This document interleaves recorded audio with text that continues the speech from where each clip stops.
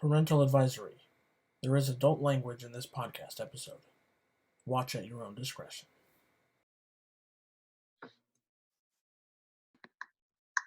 I can hear. Hey! That was difficult. Holy moly. I was just picturing you getting really frustrated. It was close. It was close. Yeah. I got everything working. Love it. Just refreshed it. We're good to go. What are you drinking? Vandermill Totally Roasted. Nice. I lived right down the street from this place when we were in Grand Rapids. Wow. Never had it until I moved to Chicago and had it at a Michigan State themed bar in Chicago. Wow. That's a great drink. What have you had it? I have, yeah. Oh. That Totally Roasted. It's good. So it's good. Yeah. Is Hannah going to be a part of this thing at all, or? Yeah. Do you want us to do it like separately, or do you want to just pop in or whatever? Does it sound all right without me using headphones, or is this okay, or what? Sounds fine. Yeah. Cool. She'll probably be around if she doesn't come join us at some point. Yeah. So cool. I told her you sent the link, but she's shuffling around in the room somewhere. For sure. Well, cool. I dig your setup. What's that? I dig your setup. Thank you. I tried to make it look nice for you. Yeah. Trimmed up my cheeks. Sure. Put on my nicest polo shirt. Totally. If anyone would pay as much attention to that stuff as, that would definitely be you. That makes sense. That's so funny. Only when I'm on camera. Yeah. David didn't do a ton. I'm not really doing much. Riley actually did. Riley got like a whole setup. And, I know. I saw his. I have all these Philips Hue lights. I wanted to turn them on, but then I'd have to turn my whole setup around. And yeah. But I got. Can you see that's a leg lamp? Yes. It's like wait. Christmas Story little mini leg lamp. Right. Yeah. Fragile. Huh. Must be Italian. That's what they call it. Yeah. Everybody always said I looked like the kid from A Christmas Story when I was smaller. Okay. Yeah. I didn't see when you were smaller. So. Yeah. When I was smaller, they're just like I got that comment all the time at the grocery store or whatever, or the kid from Stuart Little, that kid too. I always got. I don't know why. A little spiky blonde hair kid. Yeah. Did you so I'm just I'm just with these episodes, just kind of uploading them as I go. I'm not doing like any sort of a weekly thing. I don't know if you're going to want to watch it before I throw it up or whatever, but probably going to be fine. Hopefully. Sure. Cool. So is this already? Are we already going? We're going. Cool. I don't have any sort of an intro or anything. But sure. Yeah, I noticed on Riley's episode. I was gonna say even though it seemed like it was kind of like finding its voice or whatever you want to call it, no matter what it is, I think it's really. I appreciate it because it's a nice way to catch up with everybody without I don't call every single person and keep in touch like I should, but I'm definitely going to watch these episodes because it's really cool to just knowing each other, just to watch you go. And I can't sit there and interrupt anything. I just got to take it, Sure. When they got into religion, I was like, ah! Yeah, I know. I know. I love it. That's the thing is I can't sit there and debate with Riley because it's like this, where nothing is going to be getting through to the other person. Sure. I think. Yeah. If anything, it would be him getting through to me, I think. But right. I also just think there's things that I believe that he thinks are stupid that but I can't say. I think that people who leave the church, if I experienced exactly what they experienced in the church, whether it be hurt or deceit, I might also be in their position of not believing it all and thinking it's stupid. But I haven't Right. experienced that. My time has been very easy in the church. Right. Well, it's that whole thing too. Like, if you find the perfect church, you shouldn't go because you're gonna ruin it. You know what I mean? Uh-huh. Like, if you're looking for man to be perfect, you're gonna be disappointed because people fail.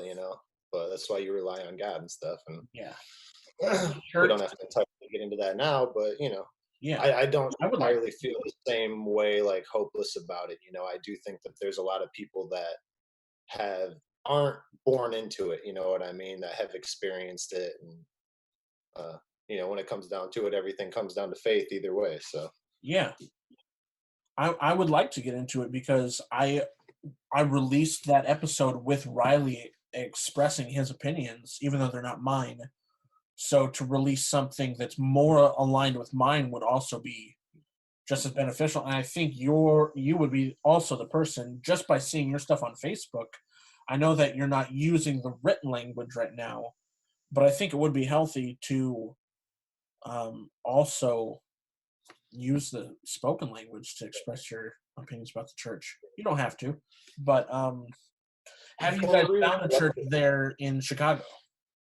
what have I? We went to Moody at first, and it was kind of stuffy, and we tried another one by our house here that was a very liberal experience, which I'm pretty liberal for a conservative, and it was like I don't know, it just didn't go with the theology that I've been taught. So Yeah, certain things that they said didn't hold water.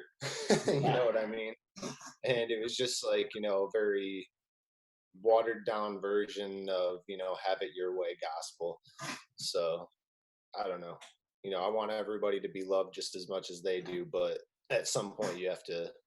There's accountability. there is. I totally agree with Um, you there. shoot, can't remember what else I was going to say there.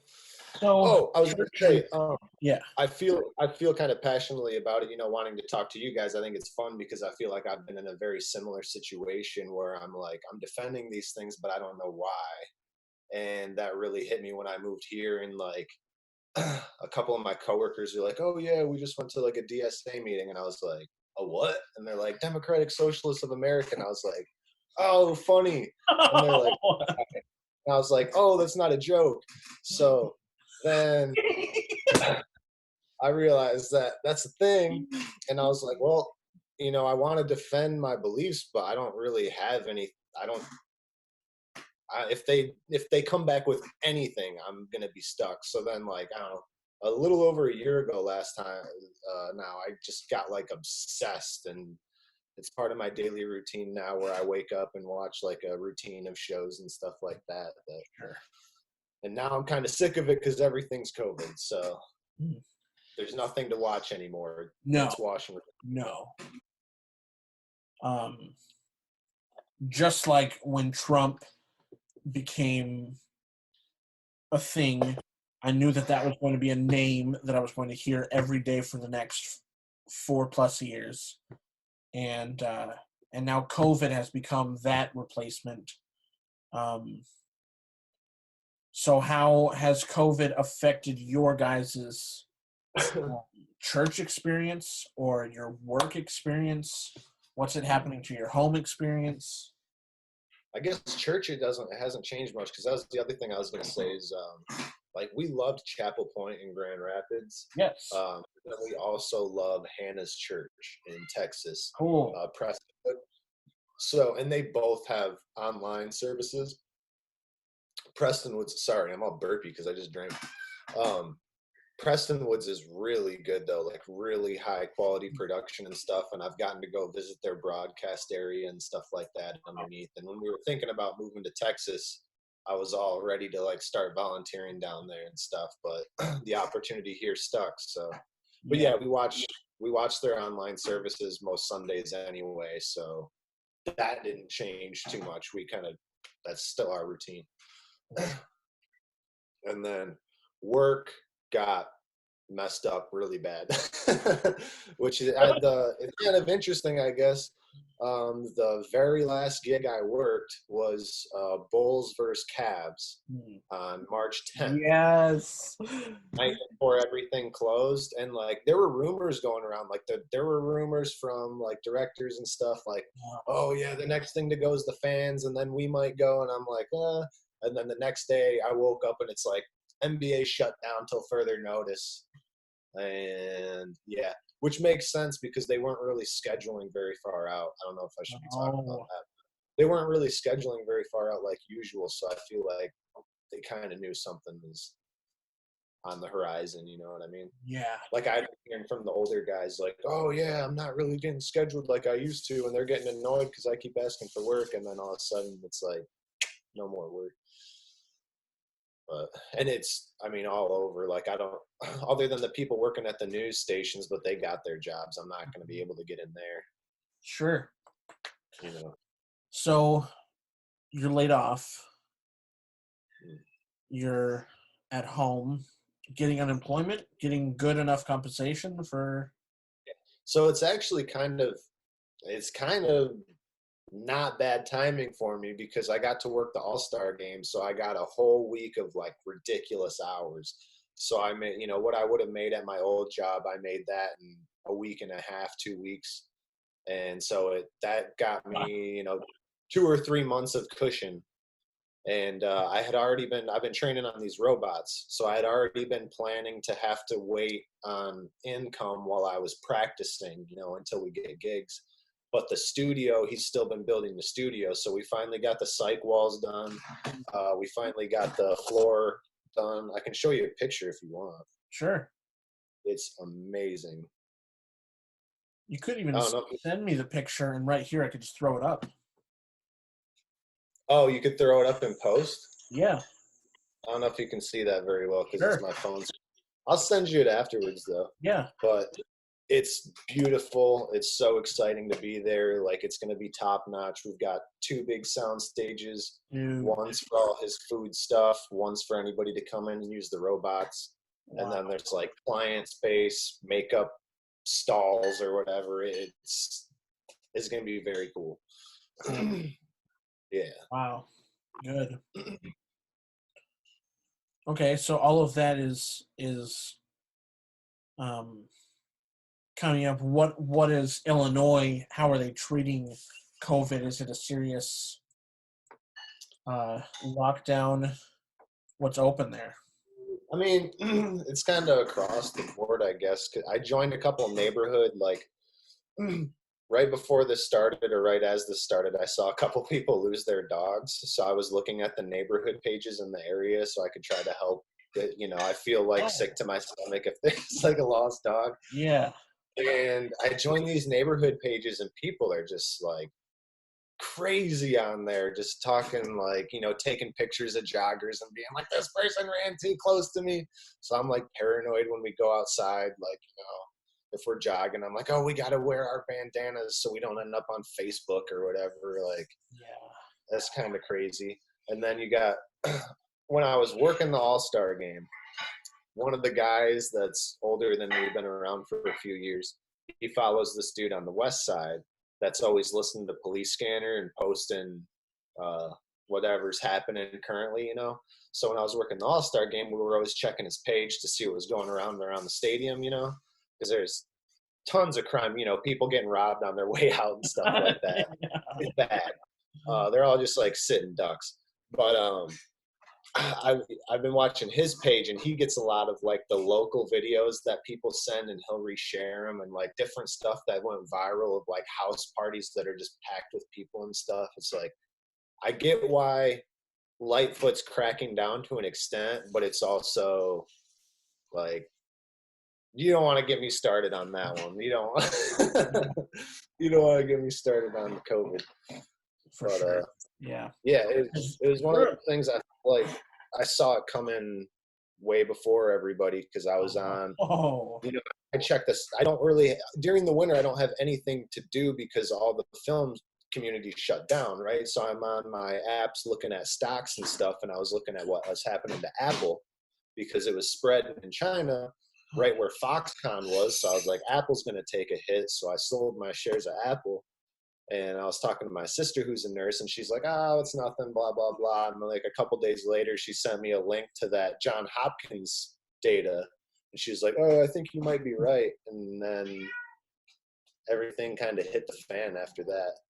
But that was kind of cool because I could look back because I texted her on January 27th saying, like, I don't know, I think this is going to be bad. Yeah. And she's like, oh, you're crazy. Dude, how it progressed, I knew I was reading about it happening in China probably sometime in January, late January. Yeah, I had been hearing about it, and I was like, what is this? And then, she was like, oh, it's nothing. And I was like, I'm pretty sure it's something. Yeah. and then that's when spent all of February, I spent by myself. And if I wasn't working, I was at home kind of in my own little quarantine. And then my parents got home from Brazil March 11th. I had my birthday. I went up to Portland with friends and saw a comedy show. That was like the next couple of days, everything shut down. It was we got laid off. When I heard about the layoffs, because we had already started in February, we had already started like change sandy buckets every 2 hours, wipe all the surfaces down. And I'm just going, because of that thing in China? What? And then I hear, there's going to be layoffs here. We're 6 cooks going down to 3. And I was like, what?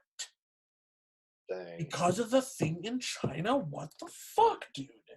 I was really, it put what did you say that was? COVID put me in a mental space I've never been before. The 2 first immediate weeks. Hi, Hannah. I heard you laugh at a joke of mine and it felt good.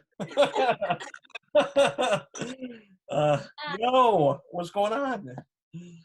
Not much. You gotta come jump in later. Yeah, I will.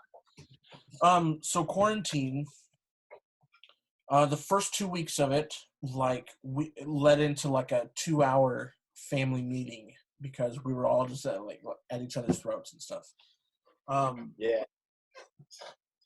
We had to, and then I settled into it, and really once I started getting those payments of $700 a week, I was like, bro, I can live with that.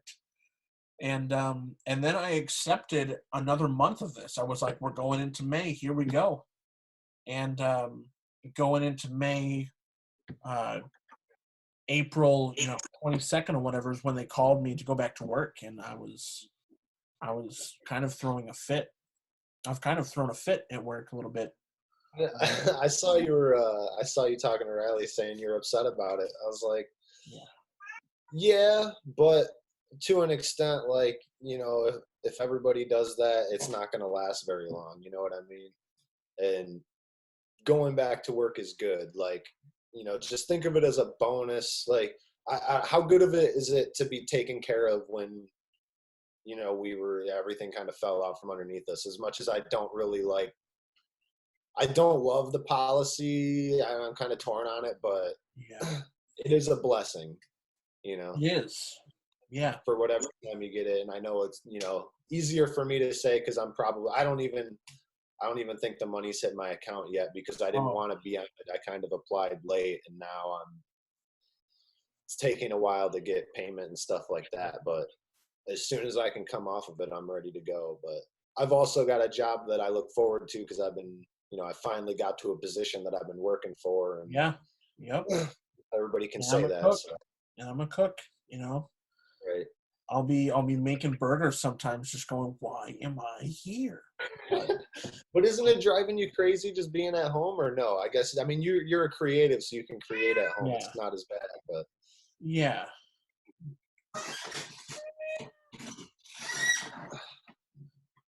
I was going crazy, but I also wrote 10 new pages of stand-up. Yeah, I was gonna talk about the cats. I was even gonna show you my dog too, but you have a dog? We did. We got a puppy. The day after our 2-hour meeting, we got a little puppy. Ah, is that how that happened? Yeah. Yeah, the puppy became like a very healing source for us, I think. Okay. Yeah. Yeah, So he was about to get it back. didn't you guys spend like most of your savings on these two cats? They were worth it. I'll say they were worth it. You guys We seem didn't to have a spend real our connection savings. with them. What's that? You guys seem to have a real connection with them. Yeah, they're awesome. They're super lovey. Yeah. I was gonna say we didn't spend our savings on the cats. We spend it on their food every 2 weeks Oh, yeah. Yeah. because they eat so much. This dude is the cuddliest, loveliest little. Oh, see Yeah, that? dude. Yeah. Weird. They love to That go is for walks. so funny. They like people, squirrels, birds. He talks to the birds when we go for walks. He Wow. like chirps at them all weird and stuff. Sure. But he So is crazy. super annoying when you're home and like if I'm home alone and I can't take them both for a walk, he's just relentless. Like wants to play all day and won't Yeah. stop. And with noise. Yeah, Yeah, like loud crying. I didn't know a cat would be so loud. for sure. Do you get complaints from neighbors? No, their dog is ridiculous. So if they said anything, Yeah, they got nothing. sure. I don't think they can hear him across the hall, but we can hear him when we go to the laundry room. And he knows we're in the laundry room. We can hear him down the hall. Dude, He's there's ridiculous. just no escaping annoying pets. We have one right here that is behind our house, and this dog at 4 a.m, every morning, they will come outside and smoke a cigarette, probably going to work or something, smoke a cigarette, let the dog out. The dog just constantly, and I've opened my window and gone, shut your fucking dog up at like 4:20 in the morning. And they're like sitting there smoking their cigarettes because it smells like smoke and just like just like coughing up all this. It's so crazy. People That's love what I was gonna cigarettes. say too. Is like I think every pet is just gonna have such an annoying side to it, but such an incredible side, whatever that may be. My dog, we've only had him 2 days ago is 4 weeks that we've had him. So he does really like, if you're petting him, attention to the ears, like the inner ear. He's always just like, oh, if you're like, don't pet him and stuff. Or, but he always, like, my arm is all scratched up because he just loves to bite and scratch, and it is really sharp. And anytime that I'm playing with him and I don't let him bite my hand, he'll go to the couch or he'll go to, like, he has this urge to bite things, and we're trying to get that out of him. Or at least I need him to understand when it's time to stop. That's, like, the biggest thing for them. Oh, hold on. Sorry. Almost had a crisis. 5%. Felt like it. Gotta get it. Dang. All right, what were we saying? Yeah, my computer was about to die.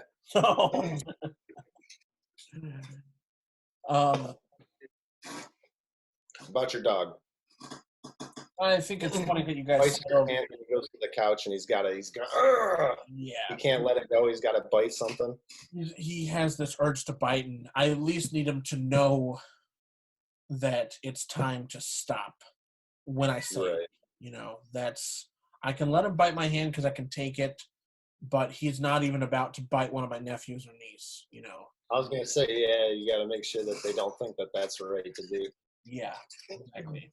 That would not be okay. I would feel bad if something happened, just for the times that I've let him play and kind of rough with me. Right. I try to be nonverbal with him too. Like, I don't know if you've ever seen. I love animals. I love the humanity that animals have, and I think it's really interesting the animalistic part that humans have. I like seeing that too. For some reason I like that. Anyways, when a baby gorilla, or a cub, no, it's not a cub, but a baby gorilla, I saw this video. It like smacked its mom, and its mom just like got on top of it like that. And it's obviously not going to say anything, but that's how they learn, is by the nonverbal discipline. Right. So I'm trying to do that with Coda, in teaching him just nonverbal cues. Knock it off. Yeah. Yeah. Well, that's if he knows. Yeah. If he knows what I'm saying and he refuses to stop, that's when, it's like a pop. Right. Yeah. I just tap them enough to make because they weigh like 5 pounds. So it's just like, yeah. And they don't like it. They really don't like it. Just make their back feet kind of slide a little bit on there. Yeah.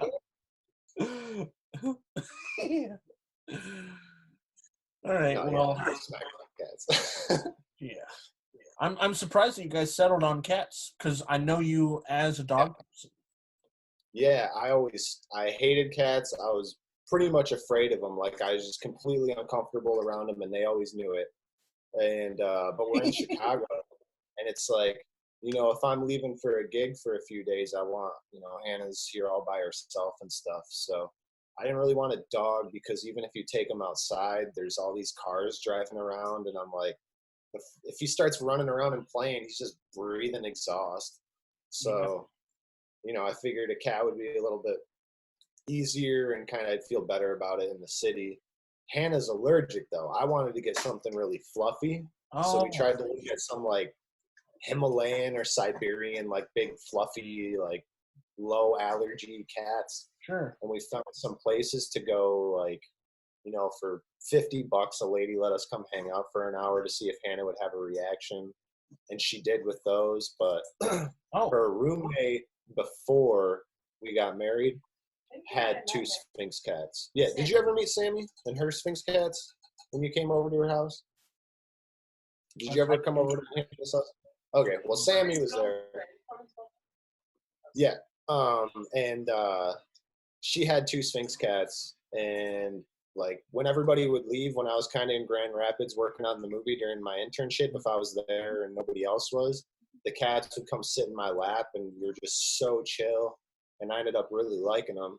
So then when we found some of them, we found a lady up in Milwaukee that was like super professional, really nice, cared a lot about it. Like, we had to sign this contract about, not rebreeding them or doing all, like, we can't give them away or sell them or anything like that, So, we got them intentionally to be kind of, like with Hannah and stuff if I had to leave for gigs. But now I've got a job on the south side of town, so I don't really have to leave that much anymore. Yeah. Do you ever separate and like take one with you on a prolonged trip? No, I've only had one gig that was out of town in the last year or so, I think. Like, I worked the finals up in Milwaukee last spring, but I was pretty much able to drive back most nights. Sure. And then I had one gig up in Minnesota this winter that we got a hotel for, but I don't do a lot of travel, surprisingly. I get a ton of work in Chicago, and yeah, the studio's if anybody knows of Pilsen, it's on the south side. It's like this area that's kind of up and coming, kind of being gentrified and stuff like that. But he bought this building in a cool spot, kind of right in the middle of, it's south of Cinespace a little bit. And we're going to be working with SNA, which is another big production company in town. Magnanimous is east of us a couple miles, but it's kind of right in the middle of everything. So that's a perfect little spot. But yeah, I don't really have to travel. Yeah. Dude, there were some, I don't know how often you guys go and see movies, but there were some theaters in Chicago that I remember loving. And really? Having really good, like small rooms, like 3 rows of chairs, and then maybe a little space and like another back row on the wall. And I loved, I wish I could remember David and we went and saw Kubrick's film, the space extravaganza. Right. Whatever that one's called. We saw that in a huge like historical Chicago theater. I wish I could remember the name, but yeah, I don't know if you have experienced how much like touristing have you guys done in Chicago?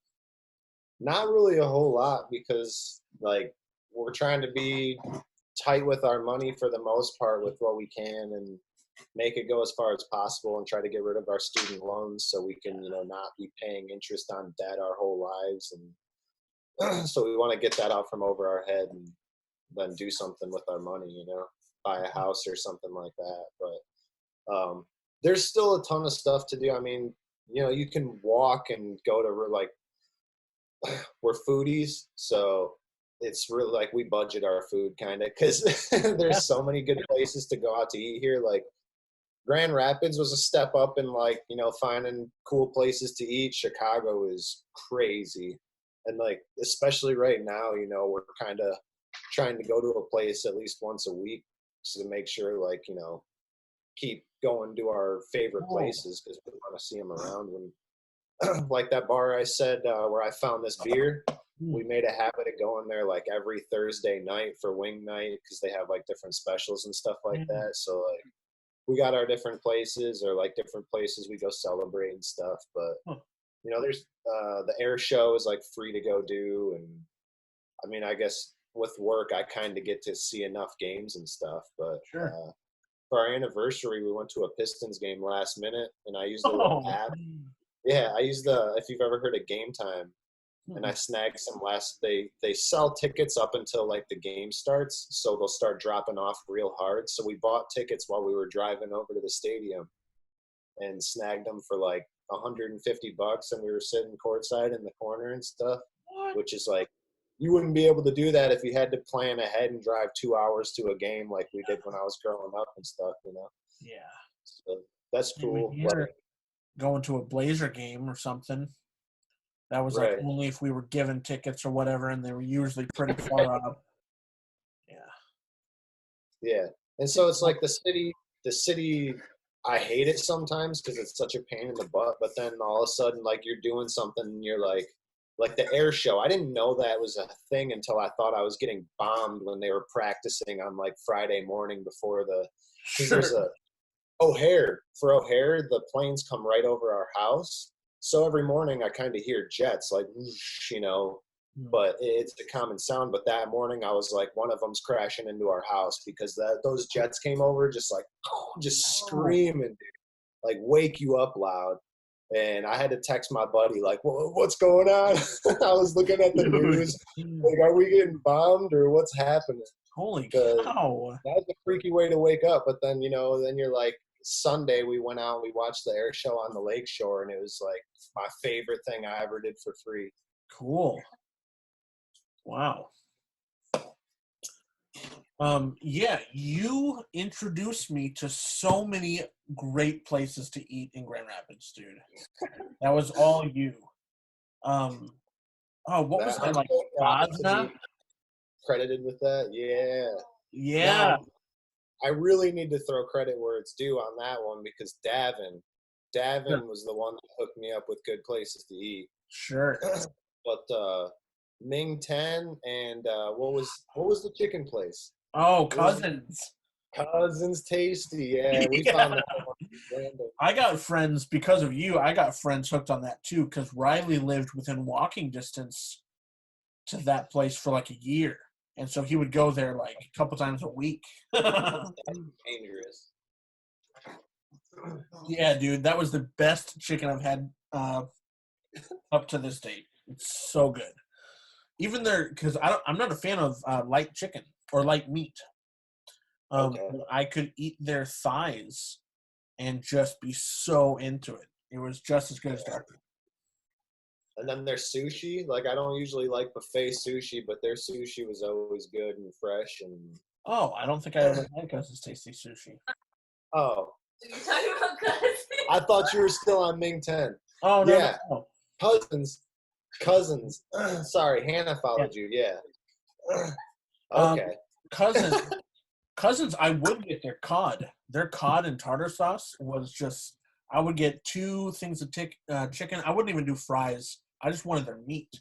So good. But Right. Mean 10, yes. That sushi was actually incredible. Like barbecue shrimp and stuff like that. It's just they have so many different. I would just go through. I remember one time making you laugh. I don't know if you remember this, making you laugh really hard when all I did is walk past you. You were getting sushi from that line, and I started singing a song, something like "My Prostate" or something like that. And you came back to the table because I didn't know this. You came back to the table saying, "Dude, I had like tears dripping in the food." I was like laughing so hard at what I said. You always did the worst. Oh my goodness. We'd be walking down the sidewalk, and I don't even want to say because I don't know who's watching, but you would say something about what your dad did. And I just wanted to leave. I wanted to walk away. I don't know. I Yeah, don't know. I was just walking next to him. I don't know. dude, you would comment on it sometimes. Like, why do you always have to go so personal? I love it. My all-time favorite thing to do though is drive around. When your car was broken, Yeah. that was like the funnest month or 2 weeks where you needed rides and you just holler at people while we were driving around. Yeah. Oh my goodness, that was. Oh, If you ever want to come ride around Chicago and holler at people, dude.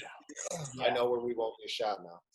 Oh, good, because that's Yeah. exactly what I was going to bring up. Is I would be so scared of being tailed or something. Right. No, you can.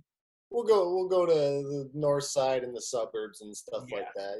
definitely. Downtown's usually fine. Where I can scare more old white women that way. Yeah, exactly. Oh, dude. Yeah, Millennium Park. Yes.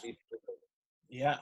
I remember sitting in your car and I did like this, wow, like this, and then the old lady goes, wow, and makes the same sound. And I remember looking at you and seeing you laugh in a way that I had not ever seen previous. It was so funny. That I don't even laugh hard very much, but when I do, yeah. I appreciate it. Yeah, that was on Fulton Street, like right where we turned to go on Compass, right where Sheldon is there and all those little islands on the side. Yeah. and you like that is exactly how my mom would respond to that. Some comment about your mom. That's so funny. I miss those times, dude. Yeah. I miss Well, Grand Rapids. Nice little city. Yeah. Are you guys is some sort of a trip in your guys's, I would love for it to be to Oregon, but is any sort of a trip planned for when things open up, whether it be international or Texas or Michigan? What's on your radar for traveling? Usually every summer we go down to Texas to visit Hannah's family. Yeah. And then I haven't been up to visit my family in a bit up in Michigan, but we'll probably make a drive up there. But like right now, the priority's practicing on these robots, getting work, and then, hopefully with financial freedom comes the ability to travel and kind of take vacations and do what we want. So, Yeah. we don't really, I don't know. I can't really part with like $1,500 to take a vacation when I'm like, I could pay off a loan and not be, Yeah. Save thousands of dollars over a couple of years not paying that stuff off, Yeah. So I'm even the type of person that I'm sitting here with $3 extra grand that I didn't have before, and I'm still having trouble. Like, I just want to spend it. Like, I just, there was a TJ Miller just recently liked a tweet of mine on Twitter. He said something like, look at all these drunk white people buying shit on quarantine or whatever. And I said, oh, I bought 3 different Mac computers in 3 different nights. in some sort of intoxication, and he liked it. And that's true. I actually did do that. Really? Yeah, I did. I was very stupid because I just wanted the Mac, and it was 3 different like impulse buys because it was like buy and then no cancel, and then buy, and then it was like no cancel, and then I finally settled on this last one. And I had to wait for money to come back to me. Jeez. But in a span of 5 days, I got 2,100 from unemployment. They were just like boom, boom, boom. And then there were like tens of thousands of other people in Oregon who didn't get unemployment. So I got like triple paid or something. I got like 4 or 5 of those payments. But it was crazy. I'm not getting any more. Like what I got. I also helped a lot of people. I was encouraged to just help people who didn't get stimulus or didn't get. So I gave my brother's money. I gave my sisters, my parents, my Phil Castaneda here, who I'm doing the Salem Roundtable with. I also gave some to him. So I'm set. Like I have a cushion, but I'm tempted to like, oh, I could totally like make a trip to Michigan, spontaneous when things open back up, or but I also just really need to focus on setting myself up here. And it's interesting, as I've started gathering or releasing my content, Jeff in Texas really, he would be a great episode. I need to remember that.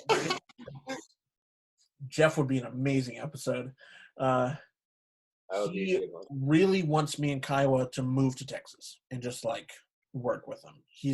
We're in a group chat, and he's like really wanted us to go there for 2 weeks, pump out one single project, and then have it be a test run.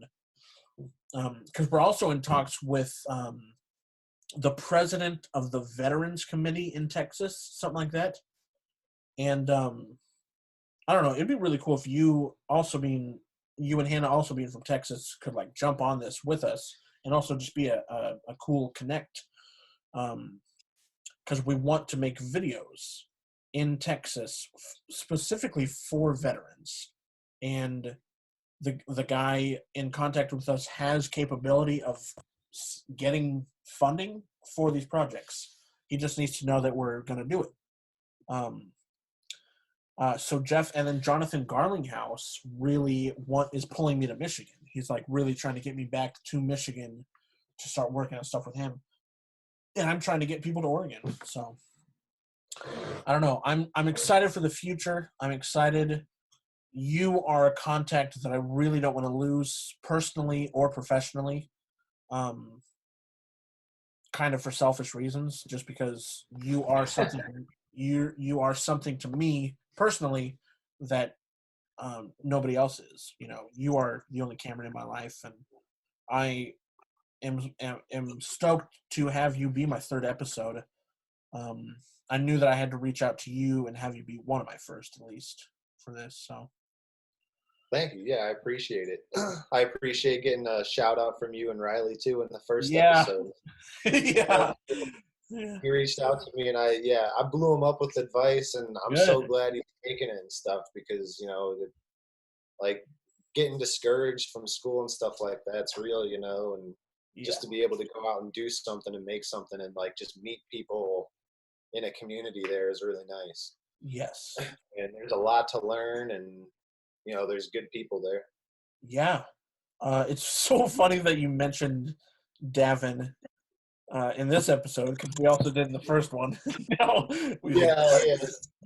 Compensating Davin a little bit, but I really want to grow this and make it something that is consistent. I think pumping out 3 is good, because I go back to work tomorrow, and I don't think I'm going to be doing these on days that I work. Right. So I think having it be a weekly thing is good, and doing like 2 or 3 a week, but have it be at the film it on days I have off, because I did you, David, and Riley. Saturday I'll do Phil in the morning, and then I really want Noah and Brandon and Lucas Jake and Kiowa. Yeah, I'm really excited for you to be a participant in this as well. As we kind of come to a close, I'm trying to keep it all close to an hour. I want to keep it fair. I went a little over. Yeah, I went a little bit over an hour with David and Riley, so that's also just a little bit of a cushion because I edit some stuff out. I take out dead air, dead space, personal information, and then I throw the episode up there. But yeah, man, I feel like we just got started. yeah, I know. That's all three of these episodes. I'm realizing part 2 with all three of these people is going to be necessary. So yeah, that'd be nice. I'm trying to figure out kind of a topic to end with. What's You want to say hi to Hannah real quick? definitely, yeah. She's Now that she's got her mouth full of food. she's well, yeah. I don't want to interrupt the meal or anything, but You want to share? We just ate dinner. She's already snacking again. yeah. So Well, I can see her in the mirror there. That's like actually Here she comes. that's really funny. There you go. Yo. Thank you for being my 4th guest on my podcast. So I'm curious as to what you've been doing with your own career. Are you still like pursuing makeup, right? That's rising. So I'm about to start pursuing it again. Sure. I did take a break from doing it freelance for at least a year, if not more, actually, to be honest. And just really stuck with my Bobby Brown Macy's job.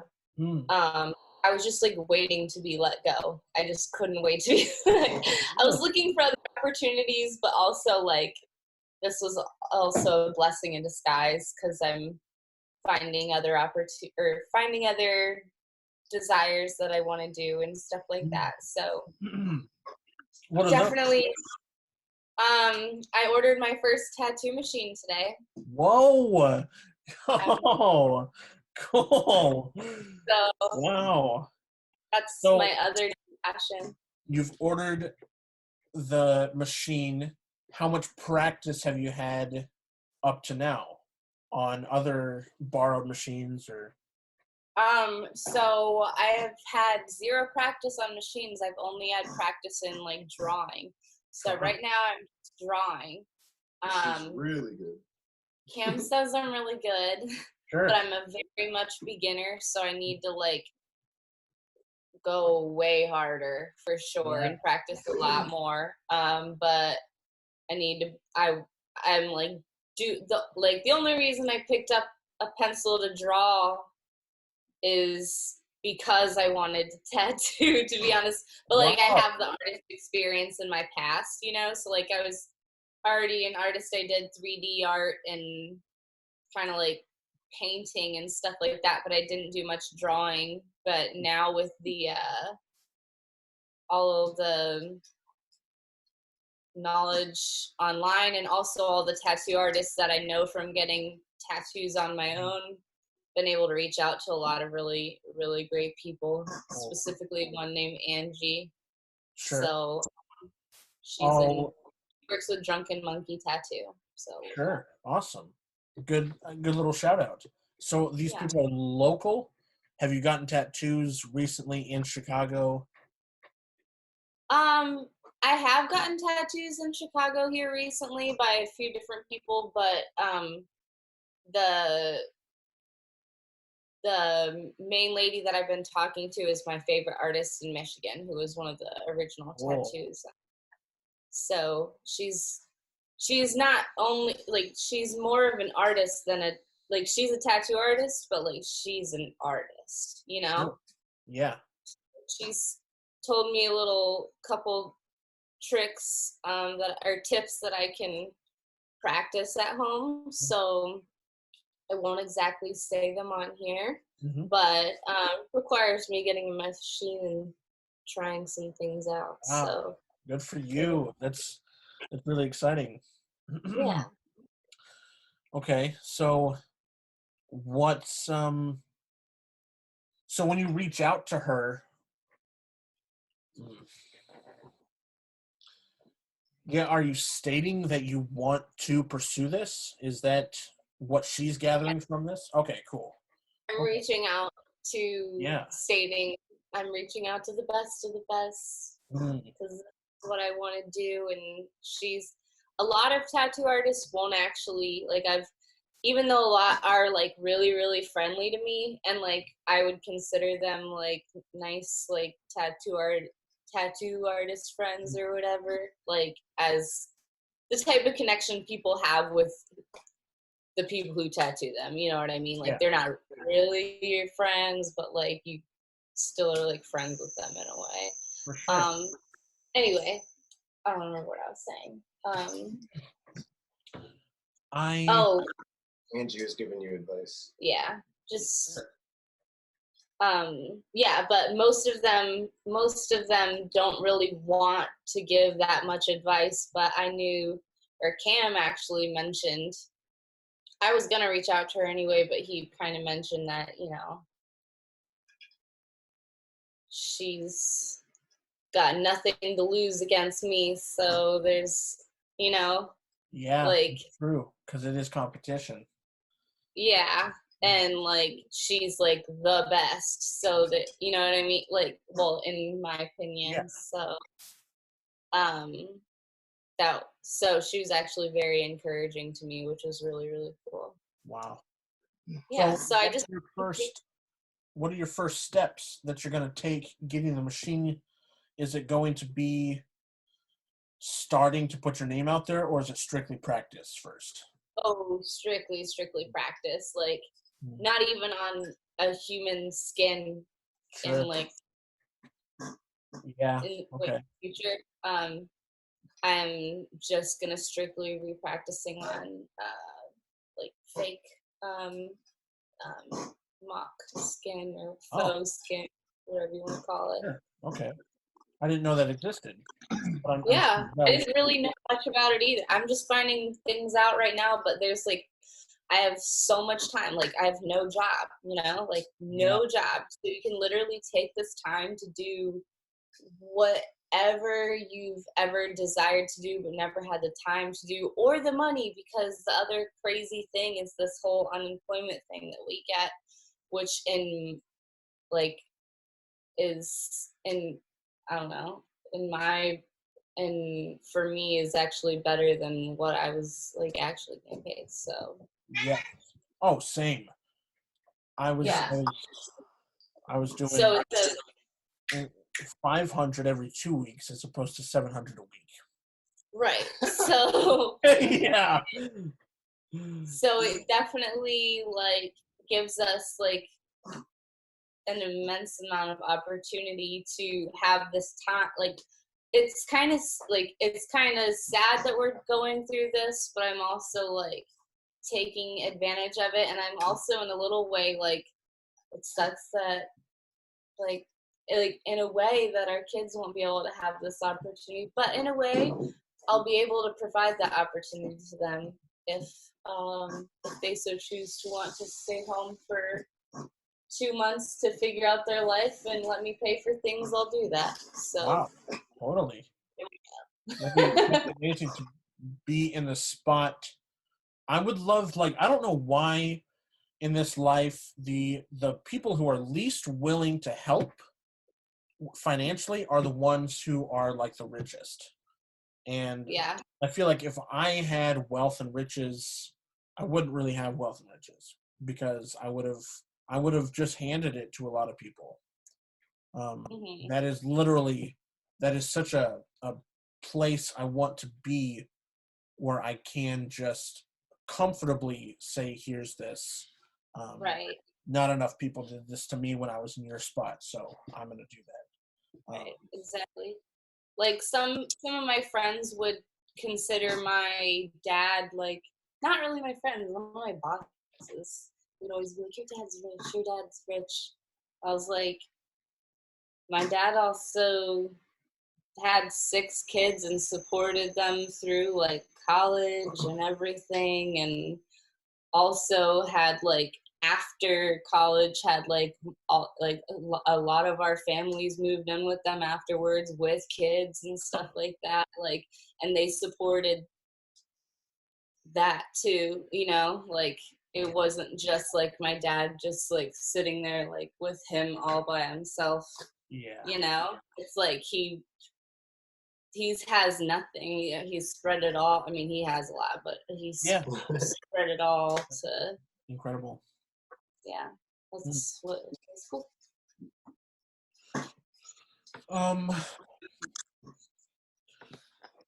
Getting close to. Yeah, sorry. I was gonna tie that.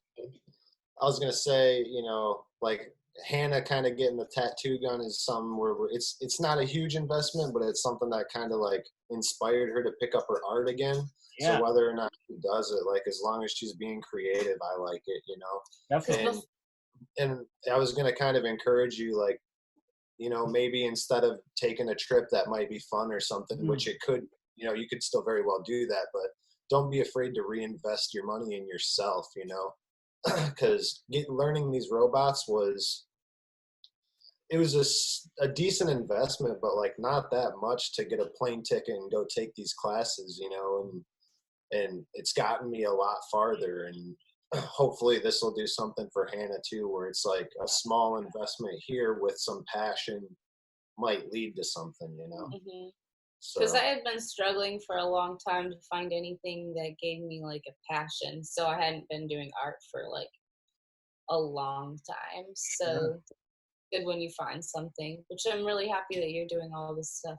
Yeah, being able to like this coronavirus has in a sense steered my career in the right direction. I think so. Just with climbing up to 300K on TikTok, or and then my website, my YouTube, my 3 YouTube channels, 2 TikToks, 2 Instagrams, 2 Facebooks. I'm really excited for myself, for my friends. I want to be able to lift anybody up. You two are on my mind a lot, individually even. Hannah, I've gotten the sense that art has not been maybe figured out by you, because I know that you're. I've seen you act, and I wanted to ask you about acting as well in that pursuit in Chicago specifically, because I've seen it done by you. You are in Trip. You're in. I love being able to brag about you. So, has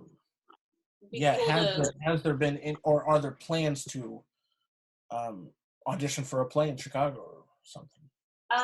Not big plans, but like there's been little thoughts here and there throughout the quarantine, like, oh, I should like see if there's like an old playbook that I could learn to monologue and just see what that's like. But the other problem is I don't like to do anything around him, and we have one apartment.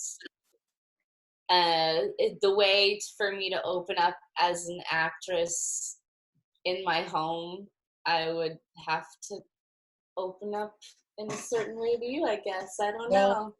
You would have to fully include Cameron. I think that Cameron, it would have to be kind of an acting pursuit for the both of you, because Cameron, I have seen you act, and I've acted with you. That scene that we did for Nancy, dude, that was so much fun to figure out with you.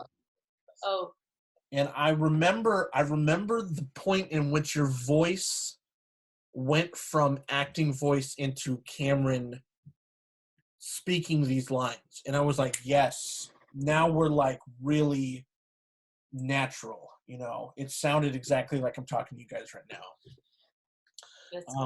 So it would take, but that's the thing, is you guys are opened up to one another in a marriage, right? So I feel like if you put acting into it and in some sort of I don't know, some sort of acting, learning a monologue, performing a scene, just fucking practicing. I think you guys could come up with something. Cause Second City, dude. Like I want. It's right here. Oh, dude. Oh man. Like I could just go on and on. But I was gonna try to make my pitch for Chicago earlier when you were listing all your cities. yeah. We live on the north side. We're not too far from Second City anymore. Dude, you should come live. And there's no permit parking over here. Oh, good. Oh, dude, that killed me. I had such a. I wouldn't be able to handle it. Yeah. You remember Brittany Devon, who did a few yes. films? She's up here. She's really involved over doing comedy and improv and stuff. She lives on the north side and she does a lot of stuff in Chicago. You guys should be like, hey, remember when we cast you in that first semester film? I'm too nervous. I want to go do a class sometime, but I'm so nervous nowadays. Good, dude. Something together at home, like you said. We never done that before. We do. I do have a few skits written down that we need to do. Dude, that's amazing. I really, what I'm doing with Pipe Reel Studios and creating skits like that, I see this as a start, and I really feel like I'll be doing this same thing, but just in a more professional setting at one point in my life, you know, whether it's Second City or SNL, something. I really feel like I'm gonna reach that point. I hope so. Yeah, definitely. Whenever I have the opportunity to help, I want to. Yeah, you know, for sure. If you ever do anything or ever want to come film anything, or if you're ever going to try to come up here and go to Second City or anything like that, dude. Yeah, that would be awesome. If you just need somebody to make something with and you're willing to come up here, we'll do it. Seriously. Yeah, it's hard to heed your advice about not taking a trip when you put it like that. That would be the other thing that'd be fun, is to go back to WKTV and bang out something over the weekends there with people we know in the studio or something. That's true. Yeah, dude. I'd make a trip back for that. Because I don't mind what I've done with Pipe Reel, but put an entire team who has been trained and has studied film together, and I think you can really make something look really good. Some really good content. So on that note, I think I'm going to end this. I wanted to share my encouragement to both of you to continue with creative paths. Even in this quarantine, good luck. Hannah, that's an amazing decision to buy and kind of start something new. I wish that I had taken up a new hobby in my time. I spent too much time sitting around drinking, smoking, my nicotine, my video games. And I wish I had put on my thinking cap and become innovative and done this podcast sooner. So props to you guys. But you did it. I did. Doing it. Yeah. I just machine today, You know how many times I sat in front of my gaming setup to stream and I did not stream because I got too many. I think the both of you you get unnecessarily nervous about things. And I think if you were to just take that step over that line, that little leap of faith, I think that every time it's going to be okay. And maybe not every time, but it's going to be okay. Can I throw one thing your way real quick before we end? Go ahead. You said you're working on being a better listener. One of the best books I ever found was How to Win Friends and Influence People by Dale Carnegie. If you haven't checked it out, that's a great book to check out and kind of get into a mindset of listening to people better. Wow. Cool. Yeah. I was just talking about that with Riley, a little bit with David. Right. Yeah. I took some notes on Riley's podcast. Yeah. But yeah, that's cool. Randomly heard about that book and I got it and read it and it's awesome. Wow. I keep buying books that I intend to read and I don't do anything with it. Like The Irishman. I bought The Irishman. I bought Steve-O's book, Steve-O's memoir book, which is I actually have opened it and read it. Not all of it, but yeah, reading is another thing that I wish I. Well, we can end this, and we don't have to keep talking either. Like I can. Yeah, end sorry. the recording and all that. But yes, I love the both of you. Thank you for being my third and fourth guests on the podcast. Let's end it with our theme song. No, I'm just joking. Just for friends who stuff together. Yeah. I'll stop.